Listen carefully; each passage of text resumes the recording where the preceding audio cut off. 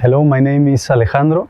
I'm from Mexico. I am a sports psychologist and I'm working in القادسية as a mental skills, culture and leadership coach. First of all, because when they are competing in an elite level, they are exposed to many situations that are very difficult to manage, and it is a context that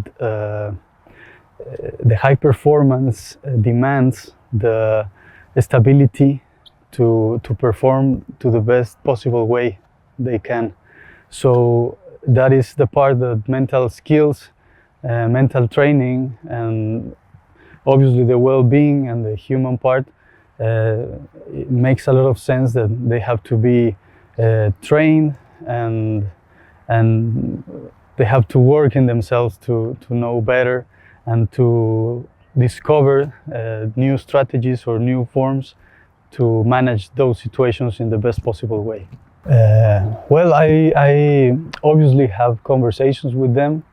I try to create a space where they feel comfortable enough and confident enough to tell about things that are important to them. And obviously we have a confidentiality principle that we cannot break, and is the base of the confidence and the trust that is needed to be working with them. So in that space we try to see where is the need of that specific player, and it's about like three pillars. One pillar is sustained by health psychology, which has to be related to everything about the well-being, the different things about their lives and their personal lives, their lifestyle, their habits as a professional, and those kind of things. There is another pillar which is related to the performance psychology, which is obviously more specific to the role as an elite footballer or player, and which we try to get bigger strategies or bigger skills to compete at the highest level. And then is another one pillar which is related to transitions. I mean, in football, the constant thing about in every situation is change. So all the things that are related to change demands from us to adapt, and sometimes we are struggling to adapt to any situation. So there in that pillar we try to find which is the best strategy to cope with that. So basically these are the three pillars that we move on, and we try to help the players and bring that support for them. We use the observation in the trainings, in the dressing room, in the competition, to identify which kind of behaviors are appearing in those contexts that we are interested in develop and into optimizing the process. For example, in trainings, there must be different kind of exercises and tasks with the tactical component, the technical component, and what I'm trying to do is to observe those kind of behaviors in order to see if they are aligned to the performance which is sought by the manager and by the players themselves. So when they face a challenge or kind of difficulties with finding that optimal performance, we have different ways to approach.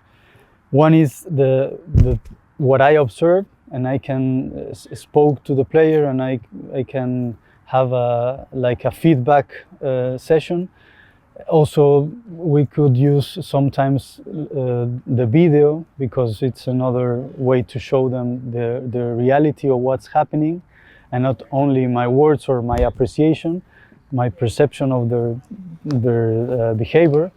And also because sometimes the expert in the players is the player itself. So he may find something that is missing, or he feels that something is not, he's not reaching at the level he can.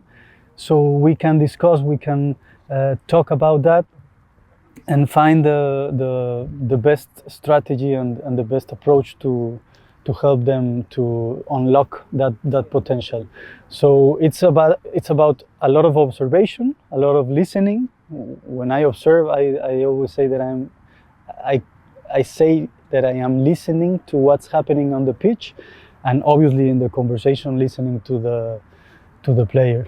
In psychology, we have different kind of options to bring to the player some tools, but most of them are techniques that can be used and are useful in certain moments of the competition, or in certain moments of their life path.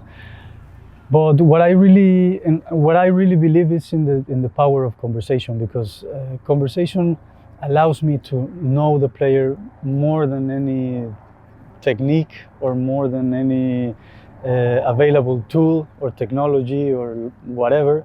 Because when we really listen to the player, we can get to the essential points, or the essential base of what's the experience that he has, or the experience which is going through. So in my case, I believe in setting a really good listening structure that makes possible to understand better the player. So yes, in sports psychology, we can use techniques like visualization, relaxation, breathing techniques, and all that kind of tools. But what I found more interesting, and I believe more, is in really create a space of conversation, really through listening, because listening demands an effort of total concentration and total involvement, commitment to what is appearing there in that space. So listening, observing, and constructing with the player the reality he wants. Yes, it's crucial, because we are talking about sports, a team sports. So we have to align many different things. First of all, knowing the culture of the club, knowing the players, knowing about their own careers, and also knowing which is the idea of the game that the coach has. So I have to try to put together all these kind of pieces in order to make possible the best performance of the team appear. Because in the dynamic of the teams, and it's very important to foster the unity and the clarity with the idea, because when there's only one clarity and there's one idea, when there is a common cause, a human common goal or purpose, then the possibilities are much better. You multiply your level. So that is one of the most interesting things about the sports, which is about collective soul, collective spirit, and collective mindset. Well, this is essential, because when we assume that a human or a person is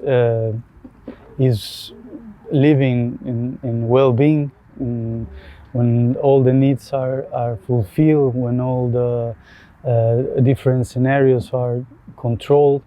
This is very good for performance, because you can guide all your energy and focus into one specific thing, that is playing football. So different kind of things that has to be with mental health has to be known and has to be detected, and if it's appearing some kind of issue with that specific subject, it has to be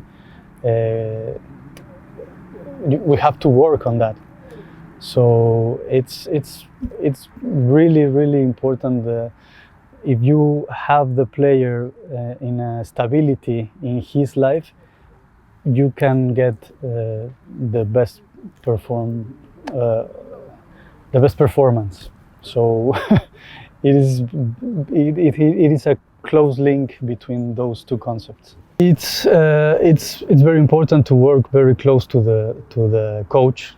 I always like to be very close to the coach, because it's the leader of the team, and because the idea that he wants to install in the team, in the mindset of the players, it's very important for my job, because I always say that I am like a kind of bridge or a translator of the messages that the coach has, and what the players are getting,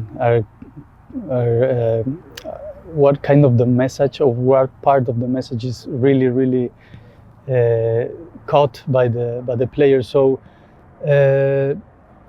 also the coach is a human being, so he is also exposed to different kind of situations under pressure, with a lot of stress, with a lot of things that he has to manage, the uncertainty, the frustration that sometimes could appear in the team performance, or in the or one result of one match, or if some parts of the training doesn't go well, or doesn't appear to be like in what it was planned to be. So there's many situations that the coach stays in a kind of a loneliness stage. So I'm really like to work very close, to be there, to be one more support role, and to try to get the idea he has to help him to more of the players, and even kind of or more part of their staff is aligned with that. So I like to work with the coach, with the staff members, with the players, and where everywhere is a person is psychology, because in every human activity is psychology. So it's not that I am like to be or everywhere, but I like to be in relation with everyone, so we can do our jobs the best possible way. I think one of the most important benefits that a club has with the psychologist in their as part of the team is that we can not only help or give support to the performance of everyone, but also to analyze the best way to create structures that allows the team to foster a culture which is related to excellence, and to potentialize the different relations and interactions that appears in the dynamic of the club. So that is creating spaces through conversations to develop the best part of every one of us. So I think that is one of the main benefits that as a psychologist we can add value in that area. Another idea is that sometimes in the high performance environment we are exposed to very high pressure to work with the result, and sometimes we tend to idealize a lot of situations, and we have to deconstruct that idealization and try to put the feet on the ground and take a look to who we have near to us, close to us, and get shoulder to shoulder to work together. So that's one of the most important benefits I see in trying to bring all the human capabilities or all the human force together in order to trying to develop and achieve important things. I think one of the most all the players are funny. They have all great energy. They have a lot of good vibes between them, and that is really amazing. But I guess Julian is very spontaneous and very. Also, Aubameyang has the biggest smiles in all the team. So I think they are doing a great job with the unity of the team and the good vibe they have. And well, thank you very much. I'm really glad to have this opportunity to trying to answer the questions you have, and I feel very privileged to be here with you in Qadsiya. So thank you very much.